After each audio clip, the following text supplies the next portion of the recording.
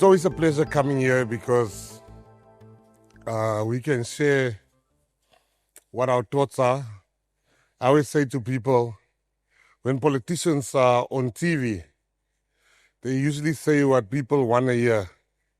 When politicians are when we are doing door-to-door and campaigning, we usually say what we want to hear. But today I want to speak about three very controversial topics that is hot, because I was driving and thinking, what am I going to talk about? So I want to talk about the next election. I want to talk about our fight with America. And I want to start with the most current one. What happened with the budget? Because, people are all curious. And the budget, 2 weeks ago, the Minister of Finance walked in with a 2% proposal for a VAT hike.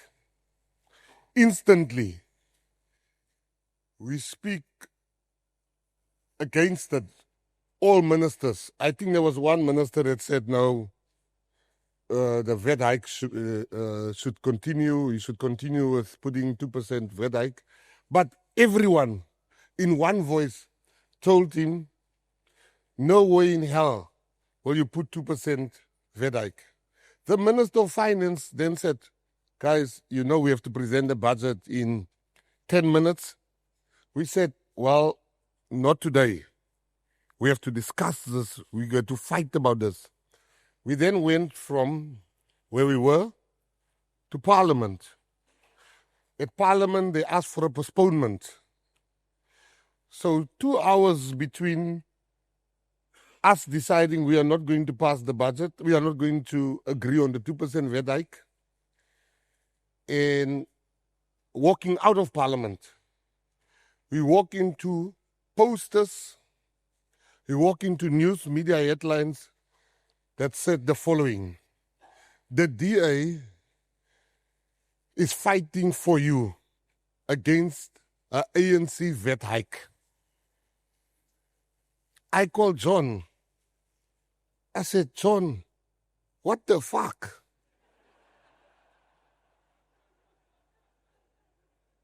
I said, John, do you know what you guys have just done? You have walked into your oncoming train. No, what you talking about? Right there, I write them a WhatsApp in front of all the ministers. I said, guys, come on, you can't do this because this is supposed to be a GNU victory. And I said to John, the ANC is never going to give us what we want because it will be a DA victory instead of a GNU victory. Yesterday, before the budget, the DA comes and they said they will not vote. They will not vote for any VAT hike. All the people that don't like the DA, like the South African Communist Party, they were just clapping because they knew what we knew, what was coming. There's a 0.5 VAT hike. Now, the next 2 weeks is the most dangerous 2 weeks in South Africa. Because now the DA went public and they said they're not going to vote for the VAT hike. And if they don't vote for the VAT hike, the GNU, they're out of the GNU. That is the cold, hard facts. Anybody tell you any other thing is a liar. That is what happened, and that's why we are where we are now. What I think is going to happen, or what I think should happen first, I think the DA must just swallow their pride and fix themselves and just come and vote for the budget. Failing to do that, Malema was very clear. He said, I'll join the GNU on one condition. I don't want the DA there. And half of the ANC agrees that they don't want the DA there. So I'm saying that the DA's presence in the GNU helps the country a lot. The DA, and I'm literally hoping that common sense shall prevail. The government of national unity will not fall if the DA leaves the GNU. They shall just be replaced. So you can ask me a question afterwards regarding that, but that was the first fact. That's a fact. I'm telling you, I just told you 100% the truth. Anybody tells you any other thing, I will come right back here, Alec, if you have another speaker saying to you another thing, and I will come and show you that they are not being honest. The government of national unity is really the best thing that could have happened to South Africa. I'm telling you now, on the other side of the GNU is Armageddon. Armageddon. We need to just put party politics aside and just look at the government of national unity, because what makes it great, the finance minister would have come and presented a budget. And it would have been, this is the budget, live with it. But because there's a GNU, there's different voices now. No, we don't want 2%. No, we don't want that. And that happens with a lot of things happening. Now, a lot of white people like to ask me a question, the same question. They say to me, why do black people still vote for the ANC while the ANC is so problematic? Well, here's the answer. For the very same reason why you keep on voting for the DA and the DA is so problematic. They love the ANC, you love the DA, and just make peace with that, because it can't be that they are always right and everybody else is always wrong. We have to put the country first. The ANC is the least perfect party you can get. But the fact that they were willing to compromise, you can't have an uncompromising stand when you're in a government of national unity.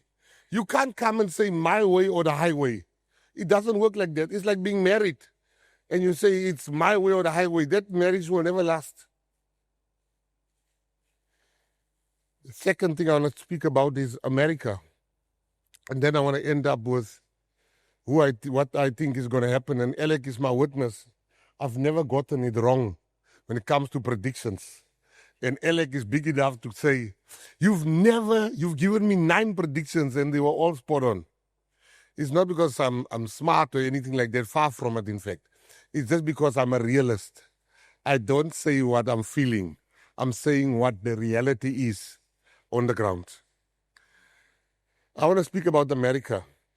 It is stupid to try to fight America, because people talk about BRICS. China is America's biggest trading partner. India, Donald Trump wasn't even the president yet, and then the Indian prime minister was already there to go and visit Donald Trump.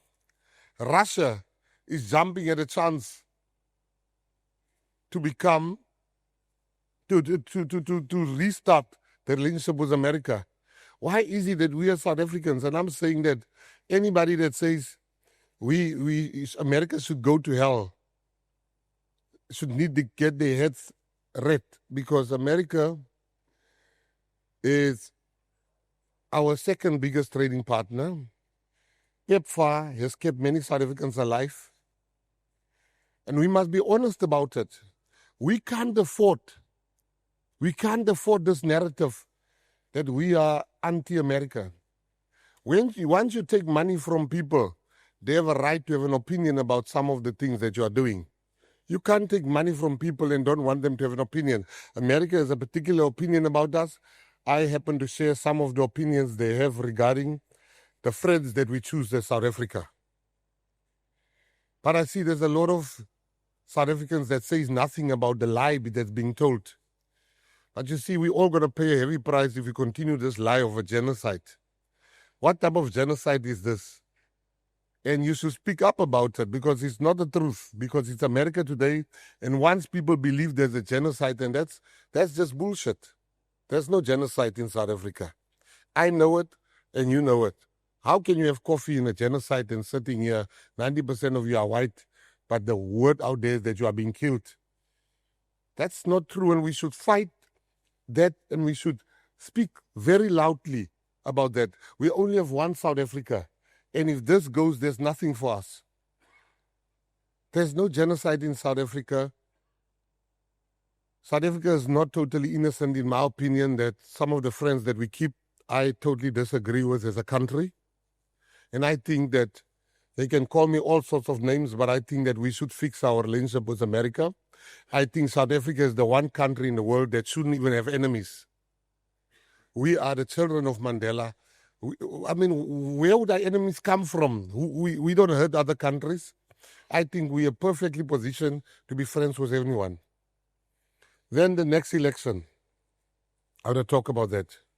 Yesterday I had, last night I had dinner with some very good friends of mine that invited people that I met for the first time. And they asked me a question. They asked me, and I'm going to repeat it here, I said it last time. They asked, do you think EFF will make it? Is EFF dead? I said, no, EFF is not dead. EFF is in a coma. But it's a coma that they will wake up from. Trust me, I don't like those guys. But Malema is smart enough to find his way back. He's been given a setback that the best amongst us would have acted the same way that he's acting. He's lost 4 of his top guys, or 3 of his top guys. He lost Dalim Pofu, he lost Ndlozi, he lost Floyd. That's an earthquake. It's like losing 80% of your board is speaking your language or your management. But I think Malema will bounce back around 2008, 2028. He will bounce back around that time. But for now, the next election, he's still going to be in a coma. That's my opinion. The Freedom Front Plus. I think the Freedom Front Plus is going to rise simply because they got a very, very different type of leader this time. Corny Mulder is one of the smartest people I've met in my life. And I think he's got it in him to, he understands issues. And I think the Freedom Front Plus is going to rise. The Patriotic Alliance, the party that I lead, is the fastest growing party in South Africa. And what helped us is that we have a core base of very loyal people. So we will definitely do better than what we did last time.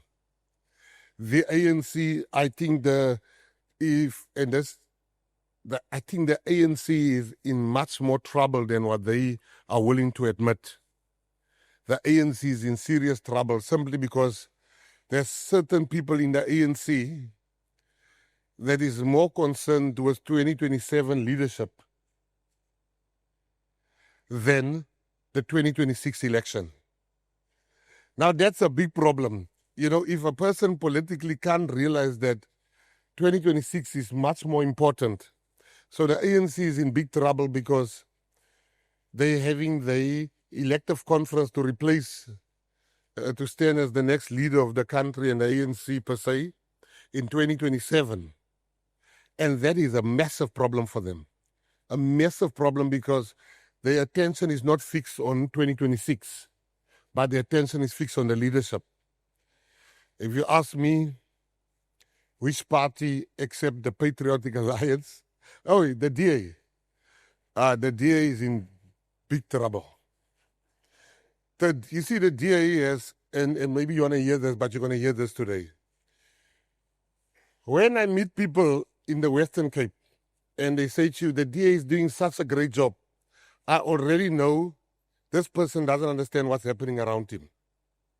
If you live in Cape Town and you think the DA is doing a good job, you don't know what's happening around you. Because the DA is doing a good job in a 5-kilometer stretch. Go to Menenberg, go to Bonteheuwel, go to Langa, go to Guguletu, just go there. I've got a deal with Rob Hersoff that says the DA does well. And I know Rob, he better keep his word, because I know he's going to keep his word. Rob Hersoff is going to live in Khayelitsha for 2 days. I said, you go and live in Khayelitsha for 2 days, because Rob is crazy. He says, I'm going. So we are now making arrangements for him to go and live. I said, when you come from there, you must tell me, and I'm going to film it, and I'm going to play it on BizNews. Rob Hersoff's 2 days in Kalicha. I said to him, you cannot. You going to watch it? Oh, there's Rob. So you're going to watch it on BizNews. I'm going to film the whole thing. I got the film crew. He's going to live in Kalicha, and he must come back and tell me what he always tells me. No, but Helen is a great leader. The DA is doing good. Helen is a great leader, but the DA is not doing well for everyone. They're doing exceptionally good for certain people. They had 25 years to fix the Western Cape. It is fixed for some of us that stays in the top suburbs. But it is not fixed. And you don't govern for the majority. You govern for the majority, for all the people, and not for a minority. They've governed very successfully the minority. And you know, the one thing that the DA has not realized, every time they make these posters and talking bad about me, we encourage that. We encourage them to make these posters and paint me as this horrible criminal. That's what we love. Whenever they do that, we know we're winning the by-election. Because our people hate that. The moment the white men come and talk about a colored guy like myself, you've already lost the fight. We know that. Say, Sinte, wat dink die boere van ons? Net so. That is a truth, and we campaign like that. So the DA, in my opinion, they got a borrowed constituency. The DA's got a borrowed constituency. They got the colored people voting for them, and the PA is just coming to take that constituency back to its natural home. And that's politics for you.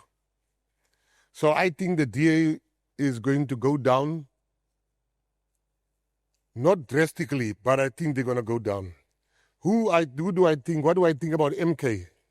Now I've got 2 minutes left, and now you got to listen very carefully.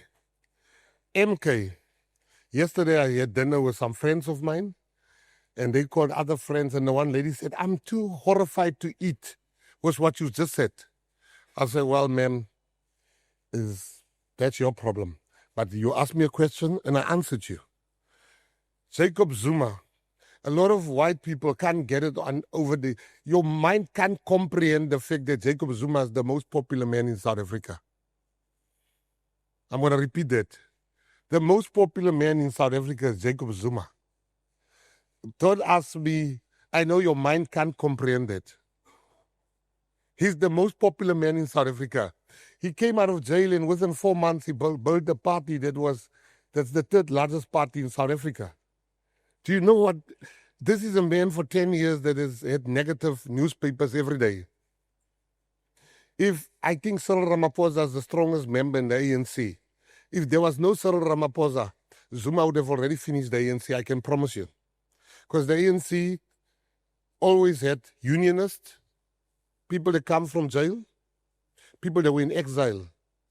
That is part of the currency. And that currency is now disappearing. The leaders that are coming in don't come from exile. Are not trade unionists like Cyril Ramaphosa and them. Are not Roman Islanders like most of the leadership. So somebody asked me, do you think you can stop Jacob Zuma? At the moment, I know I can't stop him. Do you think the ANC can stop him? Hell no, they can't stop him. Can the DA stop him? Nobody can stop him. There's only one thing that can stop Jacob Zuma. Never forget what I'm going to tell you today. If you don't stop Jacob Zuma, he is going to lead this country in 2029. He's strong on his way, whether you like that or not. And Zuma's unapologetic of what he's going to do when he comes in. Expropriation without compensation is number 1 on his list. And that will destroy property rights. And any country with no property rights is not a country. What will stop Jacob Zuma? The GNU. The GNU will stop Jacob Zuma, and that's the only thing that the DA and the PA needs to understand, and the ANC. Only the GNU can stop Jacob Zuma, because Jacob Zuma has campaigned that the GNU is shit. He tells everyone the GNU is shit. Now, if the GNU is really shit, they're going to say Zuma is telling the truth. But if the GNU can deliver, they're going to say Jacob Zuma is talking shit. The GNU is not shit. And that, ladies and gentlemen, is our reality. We have to keep this GNU together. We have to keep this GNU strong. No matter our egos, and we are not innocent. The PA is not innocent. We are also a guilty party in some of the nonsense that are happening. But we have to put South Africa first. By not doing that, I believe in expropriation with compensation. Because white people, you can't sit with all the land. But I believe you have to pay them market value for the land. But I do know as a businessman, deep down in my heart, deep down, if I'm honest with you, I would also want to take the land for free. But I understand that the moment you do that, you have no country left. A country is built on property rights. It's built on property rights, not on your wishes. So in conclusion, I want to say to everyone here today, we got to be honest about our circumstances in this country. The GNU needs to survive. The GNU is the only thing that can stop the Zuma tsunami. And I want to impress on you and tell your leadership and whatever party you are at, we have to fix issues. And I must say it here, I've come to have a whole lot of more respect for Cyril Ramaphosa than what I initially had. Simply because what I've seen, the patience, how he's trying to keep this thing together is not easy. It is a difficult thing. You have Gayton McKenzie here. You have John Steenhuisen there. It's like we're like a group of a weapon of mass destruction that he keeps on saying, no, don't detonate, don't do this, don't do that. So I'm saying to you, South Africa is going to survive. We are smarter than our problems. We are a great nation. And anybody that tells you we are not going to survive is not a true South African. We always rise to the occasion. And to everybody here, no matter who tells you what, South Africa's future can only be bright if it is a shared future. If we forget about black, white, Indian, and colored, and we start concentrating that we are South Africans and we need to build this country. And I see my favorite person in the audience. I love you so much. I call them the gold diggers. So like the most decorated Olympian in the history of South Africa is here today. Can we give a hand of applause? Tatiana. I know she hates me for that now. So all I want to say to you that it's not all doom and gloom. Not all doom and gloom. Let me tell you, South Africa's got too many great South Africans for us to fail. We will never, ever fail. And some of us are there and we test the boundaries. We want to make sure that people can see. I, for one, put out an advert this week. You saw it in the newspapers, where I said that black men should not apply for this job, only white and Indian. Jesus, het 'n kak gekry.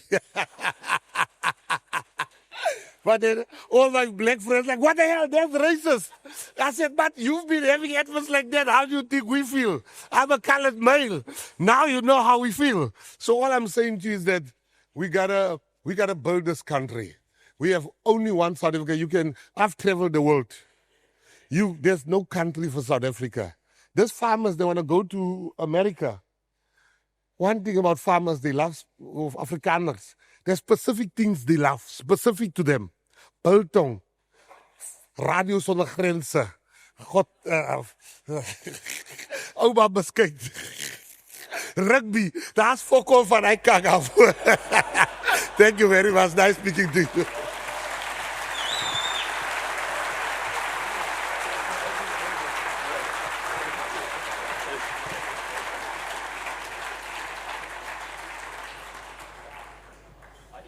I even heard a little whistle there, Gayton. That's a first for a BizNews conference. Yeah. Just before we go, and there are so many questions, I'd rather just concentrate on that today.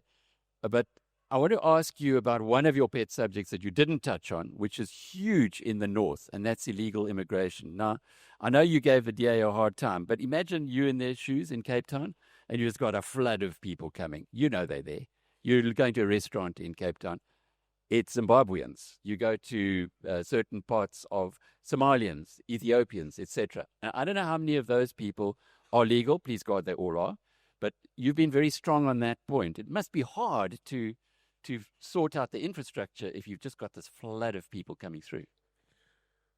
Yesterday, they arrested the Mozambican that was he escaped from jail in Mozambique. He specializes in fortuners.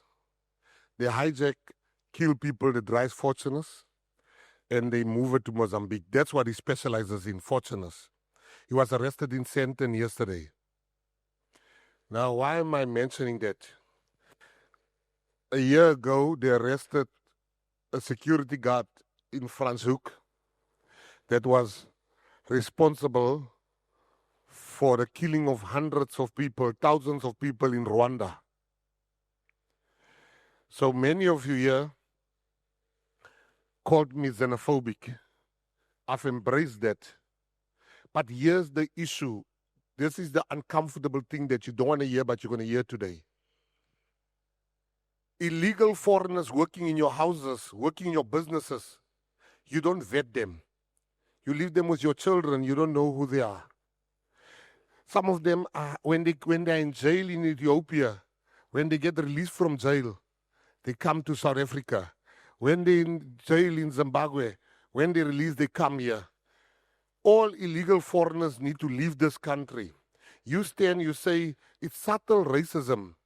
When you start saying stuff like, but Zimbabweans are hard workers, South Africans don't want to work.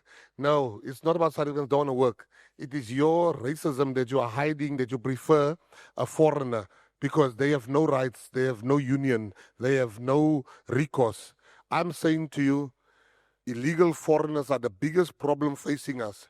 And if somebody kills your brother, your sister, your mother, and they are not documented, it's only then when you'll see the harm that illegal foreigners are causing us. They come here, no papers, they come here. So I'm saying to you, go to every restaurant in Cape Town, there's illegal foreigners working. Stop hiring illegal foreigners. Get somebody that's South African that you can vet, that you know if something is missing at your place, you'll know, you will help the police to find them. Illegal foreigners should, if PEPFAR disappears, it's 70% of the HIV, the fight against HIV/AIDS budget. Illegal foreigners, in my opinion, should not even be getting medical attention in South Africa. It might sound inhumane, but you have medical aid, I have medical aid. The people that don't have medical aid must stand in a line, and there's 10 Zimbabweans ahead of him. The people that applies for housing must stand in the line because there's 300 Mozambicans on that same housing list. South Africans, I'm saying to you today, you guys are the captains of the industries. It's time for us to agree that 12% of our prisoners in jail are illegal foreigners. That can't be normal. So I'm still saying to you, Abahambe, they must go. Next year, when we start the campaign, we are coming to all the businesses, all your businesses that are hiring illegal foreigners, and we're going to give you South Africans to work there. Because you seem not to find South Africans that can work. We will bring you CVs of people that can work. Get rid of your illegal foreigners now, because next year is not going to be easy. You heard it first year. Thank you. It's more broad, my question. And Rob and I were at the ARC conference, and we heard a lot there from people in Europe, people in the UK, people in America. We had Aaron Banks here yesterday telling us that since Trump was elected, 95% of the illegal flow into America has stopped. It's a huge, huge issue politically in the North. Is it starting to become as big an issue politically here? Here's the issue. What you don't know is that the whole of Europe, all the illegal foreigners in Europe, all of them put together, it's half of the illegal foreigners we have in South Africa. That's a stat that you don't know. It is going to be an issue. Politicians that says today, no, illegal foreigners are welcome here. When the tide turns, they will say another issue. It's a big problem here. We're going to fight for it. It is becoming a political issue. Donald Trump was chosen president at the back of standing firm. Some of us has been fighting this issue. We are going to turn on the volume higher.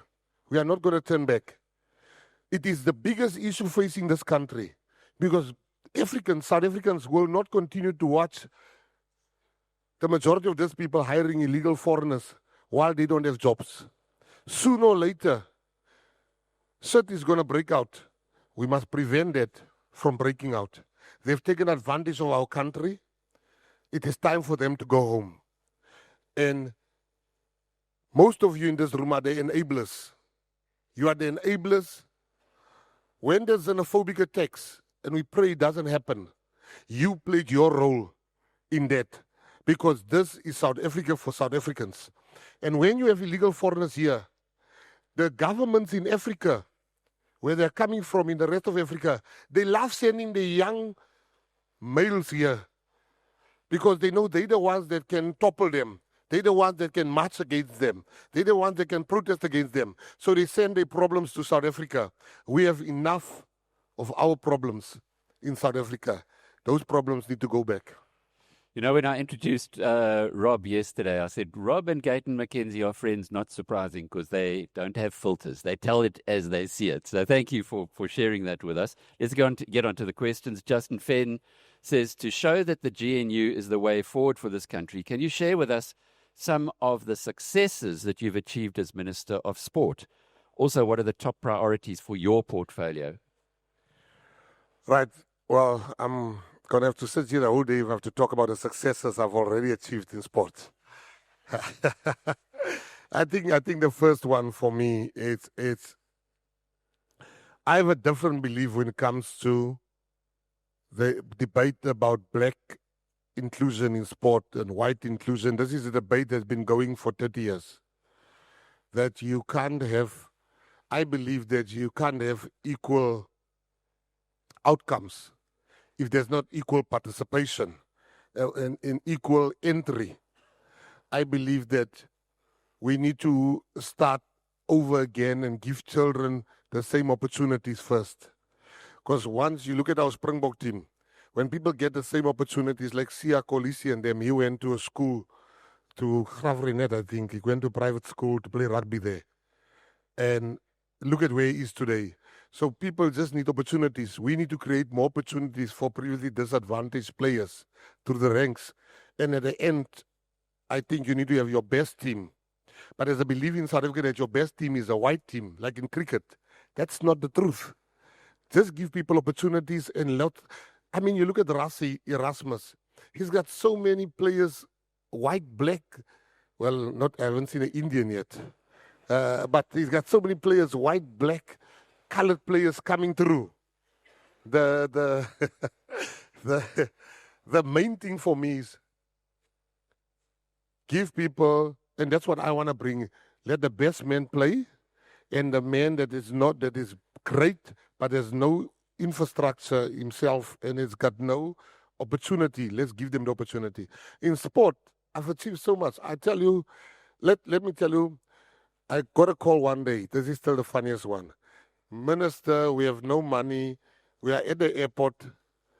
The under-20s, the Youth Olympic Games in Peru. We need to get there. I had 2 hours to raise 3 million to pay for the flights. Because I said, over my dead body will they remain behind. And I remember I made a call to SuperSport. They gave $1 million. We gave $1 million. The department, we all just scrapped money together quickly and we put them on a flight. What happened at that race? Waladza became the fastest under-20 here in the country, in the world. In 100 meters, he got a gold medal. He got a gold medal in 200 meters. So if your great sports minister didn't raise that money so quickly, we would not have had the fastest under 20. Alec, just hold on. Okay. So we're in Menenberg. I have to share the story with you. So I walk with my friend in Menenberg. I haven't seen him a long time. We had a by-election there.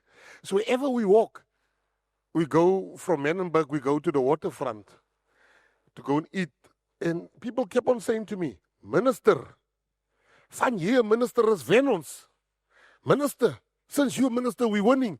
But I think the third person said that to me. And I kept on saying the same answer. I'm like, no, I've got nothing to do with it.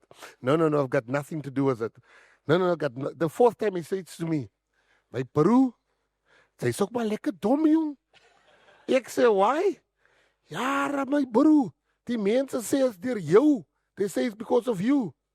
Sê net ja, want as hulle fokke verloor môre, dan gaan hulle vir jou fokke blame, so vat sy maar nou al klaar.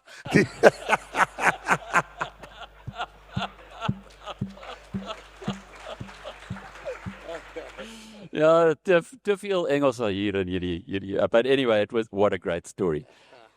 Just defending my countrymen from the kingdom, the Indians, they're the best supporters. No, the Indians are the best. You know, my best friend is Indian, so he says, I said to him, what sport is your son going to play? This is my best friend, Indian. I said, what sport is your son going to play? He gives me a list.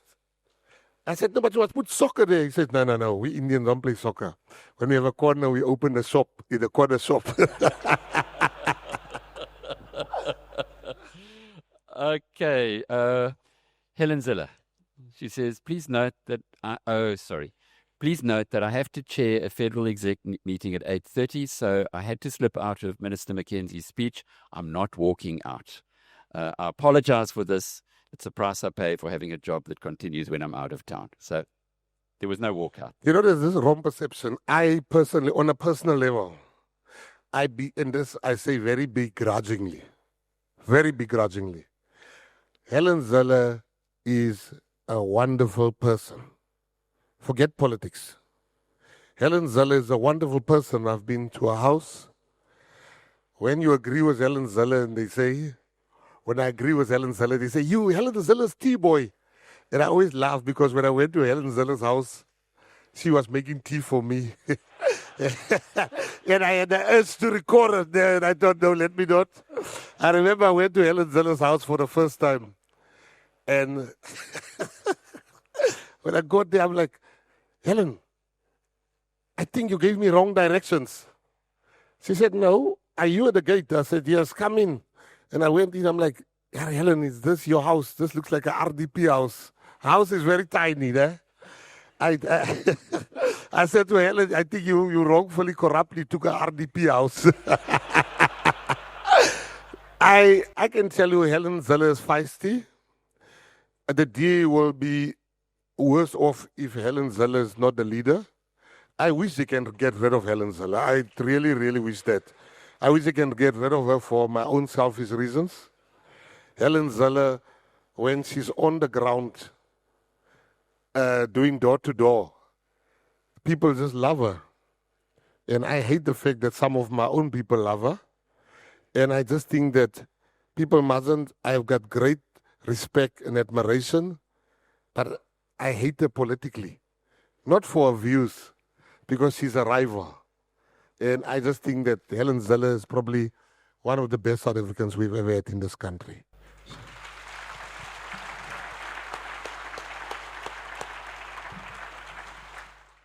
Thank you, Gayton.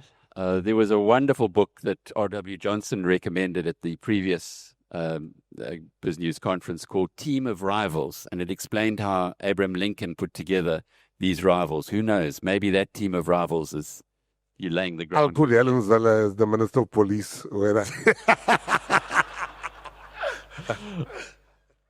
Okay, let's move on. John Cunha asks, he's come all the way from Kuwait City, so we got to answer this one.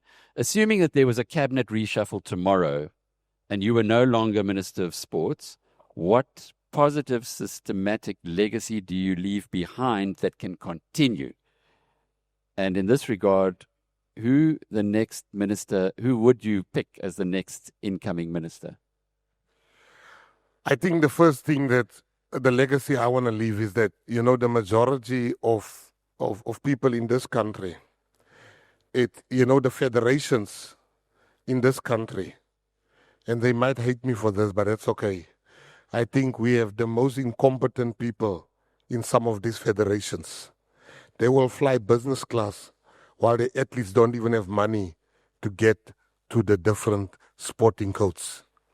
Some of them exist purely because they want to they live off the salary that government pays them, the grant. They don't do nothing to take sports further. And my greatest legacy will be to fix that. Some of them are great federations. Some of them are corrupt. They got a big surprise coming in the next 30 days when I read my budget. If you don't tell us what you did with the previous money, you will not get 1 cent from us in this new budget.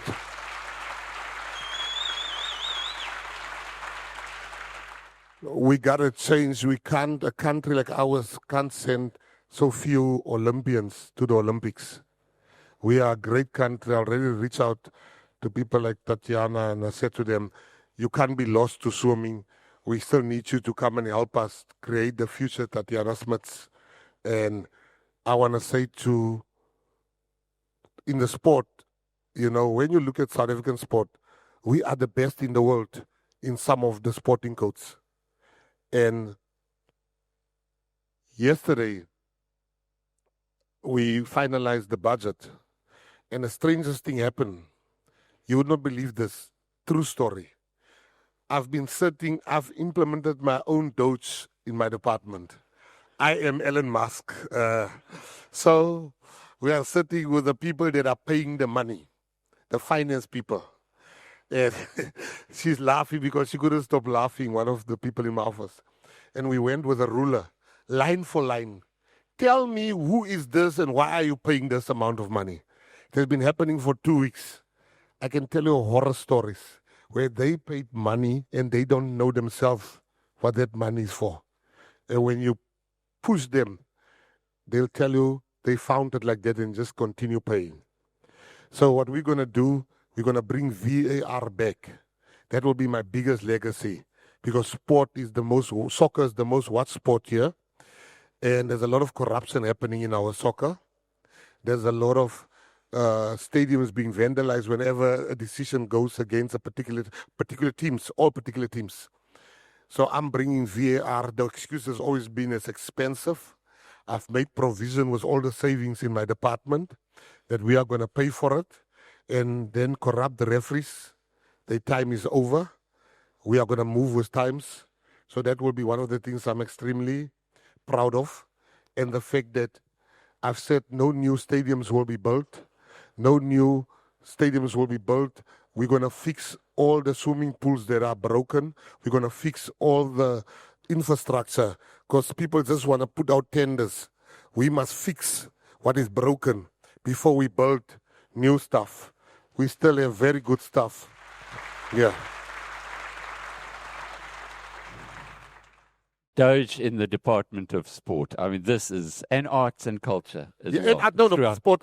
And then the last two things that for me is the best, that the first thing is the Olympics. What people don't know about the Olympics has changed their whole model. It is now 80% cheaper. There's no more all those exaggerated costs. So South Africa is going to apply for the 2036 Olympics. And this is during my term. We're applying for the 2036 Olympics. And it is 20% cheaper. And I met with the people of France, and they showed us exactly how they managed to make a profit. And the second one is, which I'm personally chasing. I'm speaking to Dana White. We're trying to have Driekus fight in South Africa. It's damn expensive. It is worth every cent, I must tell you, because it comes with a lot of good things for our country. And I think Driekus, it's a shame that Driekus and Israel, two African champs, had to fight on Australian soil while they're both from Africa. We are talking with the good people at UFC, and I don't want to say much, but in the next 2 weeks we'll know if we're successful.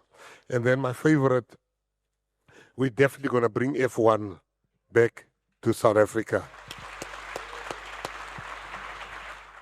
In the year 2027, I said if I don't bring F1, then my term has been a failure as a minister. because, F1 has been here during apartheid.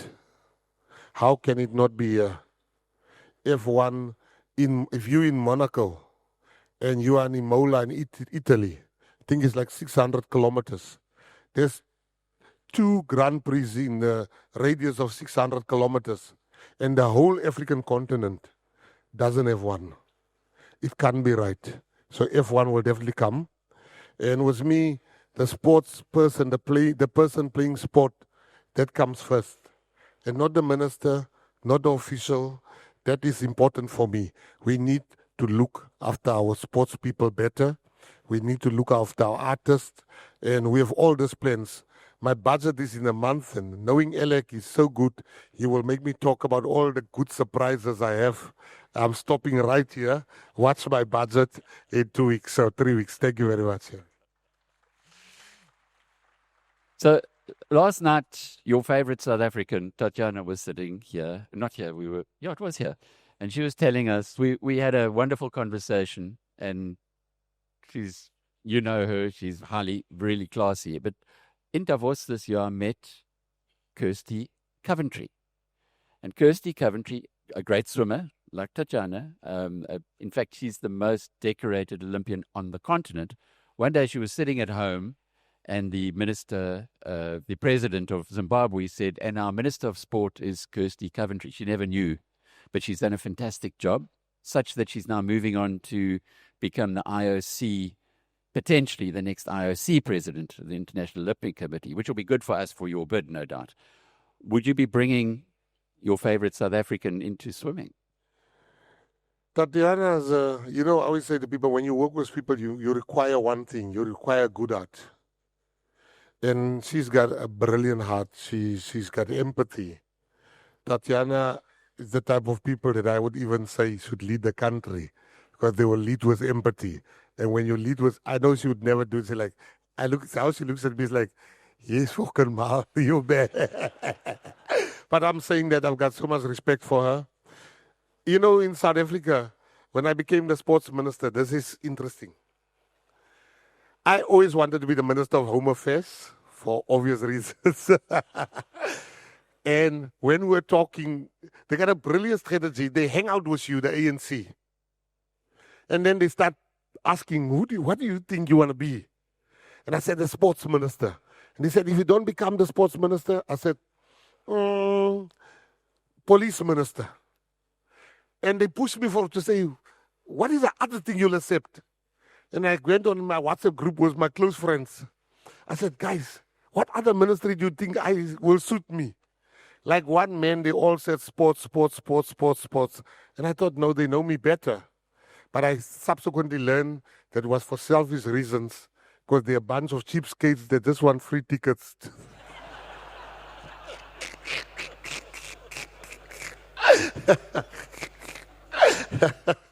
I have very good friends like Wendy Fisher and them that is teaching me. You've got the people from the Goodman Gallery, you've got Andrew Dan.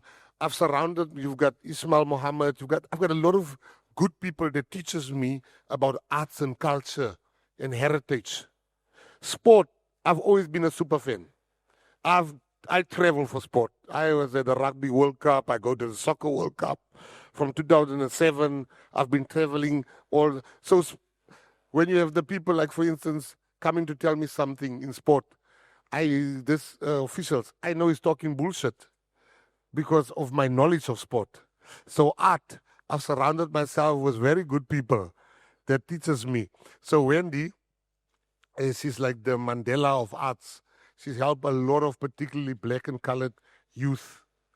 So when I became the minister, she's like, my friend, you better come to my gallery or where I keep the art. So I went there, and she's teaching me stuff that I didn't know. And I'm like, how much is this? So white people pay for this? And I'm seeing all the time. I'm like, well, if all else fail, I can try my head also it. But she's showing me the most expensive art in the country. And Wendy is a great person. And she's enthusiastic about art. So as I'm taking a tour, She's taking me to all the galleries. She's showing me. She make me meet with all the artists. And then we went to her gallery where she stores her personal art. She's got the greatest collection. So she's showing me all of that. I'm like, oh, wow. At the end, I'm waiting for her at the door because she's switching on the alarm or something. And there's a table with a black refuse bag, a dirt bag on the table with some sellotape. And I'm thinking, I'm not leaving on a year. How much is this? Because I can do this. And the next moment she comes, she's like, just before I thank God I didn't ask her. Just before I could ask her, she's like, oh, good. I put this dirt here so I don't forget to put it out. And she takes that and she throws that. I was very, very happy that I didn't. But I've surrounded myself with good people and to teach me the stuff that I don't know. Most leaders make the mistake. People expect their leaders to know everything. And they are not teachable. I've subjected myself to people teaching me in the areas where I think I lack. So, yeah. Okay. Did you get your answer? Gold diggers. Here's a pretty serious question from Tennis. He says, do you think the way the budget played out was pre-planned by the ANC to drive division in the GNU non-ANC partners? In other words, division between yourself and the DA. No. I'm saying it again. The DA messed up. Can I tell you something about the ANC? I am shocked sitting there with the ANC and seeing the humility in dealing with issues. You know, Cyril Ramaphosa, our president, did something that I just thought was wow. With Bella. The ANC, Panyaza, and everybody said, sign Bella now, President. He called John, he called me, he called Groenewald, he called Minister Sabisa, he called Minister Nyonso, and he wanted to hear, are we happy for him to sign? I was in Russia, and I said, I'm not happy for you to sign Bella, President, but I knew, who am I? I'm just got one seat. And he said to us, I'm not going to sign. I'm going to first make you guys meet, get together, send your chief negotiator, and they must go and negotiate in the clearinghouse. The DA sent Helen Zille, we sent Kenny Kunene and Charles, and we sent our top guys. Now, he was called all sorts of names. Yes, you give in to the DA. Why don't you sign Bella? He didn't sign it for 3 months. Now, what I'm saying is that is the action of a man that takes his partner serious. He was taking the criticism. The ANC was against VET. This narrative of VET being the ANC's thing, it's a lie. I can't sit here and tell a lie so openly. The ANC, and I'm going to say it because I said already, the two people that spoke first was Ramugupa, the electricity minister, spoke first against VET, followed by Mamuluku Kubai, the justice minister. They spoke against VET. John Steenhuisen spoke, I think, 7th. He was the 7th person to speak. I spoke after him. So how can you say it's a DA thing? This wasn't planned. The DA is trying to commit suicide for the rest of South Africa if they continue this. I wish Helen was still here, so I would have asked in front of all of you for them to respect the GNU, and sometimes you can't get all that you want. Tomorrow, when they don't have illegal foreigners, there was a debate about the guy, should we hire this guy, should we not? And I lost the debate. I can't leave because I lost the debate. I must be a leader to go back to my people and say, you can't get everything that you want. That is leadership. We can't lose the GNU because of 0.5% VAT. We can't. It can't happen. It shouldn't happen. We need the DA. I never thought I'll say this in my life. You know, I was in watching Twickenham. I was in Twickenham watching the Springboks and meeting, understanding this Eckerley deal. when I was in London. And I got a call from our government saying, can you please not come back tonight? Can you meet 12 billionaires, South African billionaires, tomorrow for lunch? They specifically want to speak to you. And I met them. And when I met them for lunch, I looked at them and they said to me, thank you for coming. We have one question to ask you. I said, I'll only answer that question on one condition. They said, what's the condition? I said that I can ask you a question at the end of the answer, after answering your question. They said, fine. They said, is the GNU going to last? I said, any other question? They said, no. We want to leave London. We want to take our money back into South Africa. London is becoming impossible, but we want you to answer that question. I said, the GNU is going to last for one reason. I said, yes, it's going to last. They say, what's your reason? I said, I don't even think we like each other in the GNU. I don't really like the DA. They definitely hate me. We don't really like each other. But we sure as hell despise the guys that are on the outside. None of us would open the door for Malema and for Zuma to enter. And there's no greater motivation for us to tolerate each other, because non-tolerance of each other means that door is wide open for the people that we don't want in the GNU. That is what I told them. And I said to them that there's no way anybody, South Africans will not forgive any party that breaks the GNU. It's our best hope to rebuild our country. And I had a question for them. I said, why did you insist that I come? They said, we also really don't think we like you. But we love the fact that with you, there's no bullshit. You call us straight. You will tell us exactly. You will not tell us what you think we want to hear. I said, all right, no, that's fine. So I'm saying to everybody in this room, whenever we travel as government officials, Japan, we're going to Japan with the deputy president on Friday. Japan at the moment can't pass a budget because they also have like a national unity type of arrangement. In Germany, the government collapsed. We should never allow this in South Africa. The GNU is our best bet. And Alec, you're wrong if you think the majority of ANC guys don't want the DA there. They are happy with the DA there. Those guys, John Sienaisen, I never knew he's such a nice guy. Honestly. He's a flippin' necker. You know? I was sitting next to him the first cabinet meeting. And I remember he didn't say very good things about me during the campaigning. And I equally said very bad things about him during the campaigning. So now, I don't know, was it President Cyril Ramaphosa just playing jokes on us because he put me and him next to each other. So we always sat next to each other. So I'm sitting there and this meeting is going on for a long time. But I'm looking at John, I'm hearing somebody is busy with something under the table. And I'm thinking like, it's a distraction. And John, and then I realize he's busy eating biltong. So I'm sitting there. I'm like, my pride said, don't ask him. But my hunger is a dictator. So I said, he says, I said,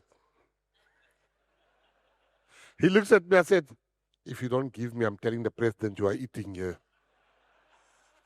He said, take. So I take. But I'm waiting for him to make sure he eats first. So after he ate for reasons of poisoning, I ate. And we finished that. So all I'm saying is that politics makes us nasty sometimes. You have people like Leon Schreiber, Dean. Those are really, really kwarube. Those are kind people. There are people that I know they can push this country forward. We need them in government. We need the DA in government, and I'm the one saying that today. They probably think I've smoked something this morning. No, I didn't. I just say we must put South Africa before we put our parties. Gayton McKenzie, thank you.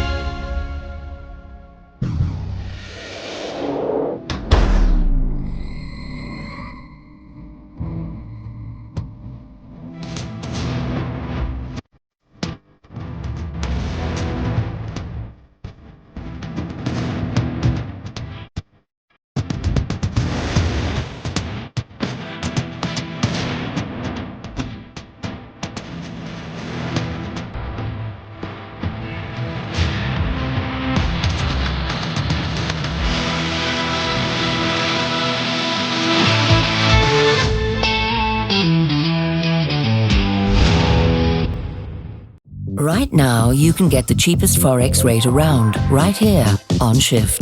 Pay less for your dollars, pounds and euros here, and get to shop more here, and do more here, and enjoy more ooh la la here. Shift also lets you trade and transfer currencies, and buy shares in the world's best companies. It all happens right here on Shift. You won't find a cheaper Forex rate anywhere else, no matter where you bank. Download the Shift app today.